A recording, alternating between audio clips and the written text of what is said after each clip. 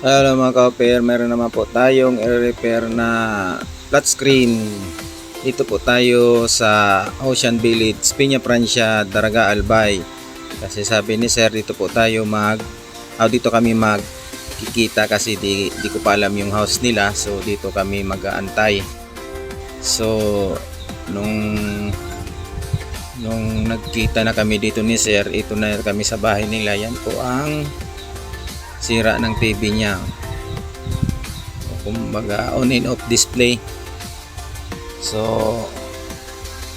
i-check na natin yan. Ito pala yung nakasilyo pa siya, so ibig sabihin tayo pa lang ang unang gagawa. So ito yung model number niya at bubuksan na natin. Titingnan natin kung ano ang sira talaga. So ito yung panel na ginamit niya. Yan yung top board niya.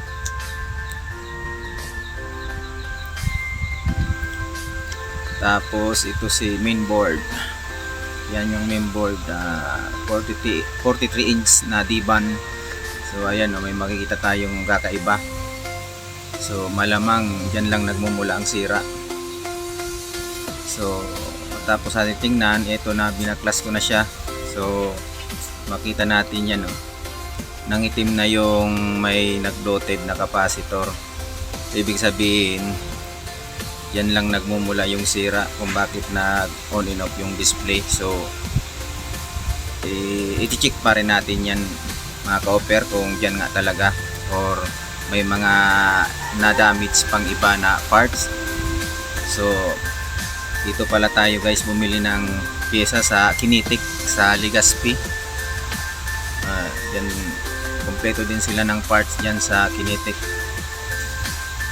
So matapos nga akong makabili ng parts dyan, eto na, ikinabit ko na kaagad yung parts na dalawang capacitor lang. So ang value niya is 400 volts 10 UF dalawa.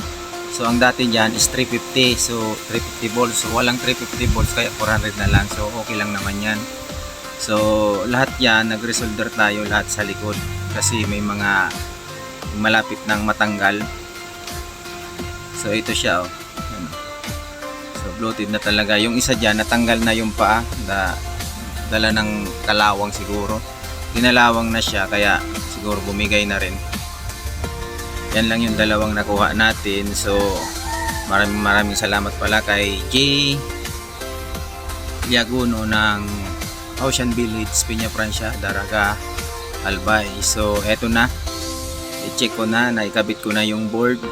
Check na natin, i-plug in ko na kung mag-okay na nga ba yung ginawa natin. So pindutin na natin yung power. So ayan, nagbe-blink na siya. Pagka nag-ilaw na yung backlight, mamamatay na yung blink na yan. So ayan, namatay na, ibig sabihin nag-ilaw na siya.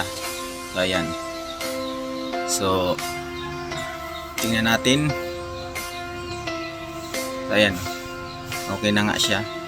So yun lang ang nakuha natin na sira, yung dalawang capacitor. So testing uli natin sa ibang maglagay tayo ng yan.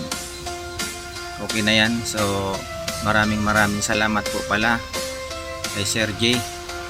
So hanggang dito na lang po ang aking video. Be blessed. Shalom.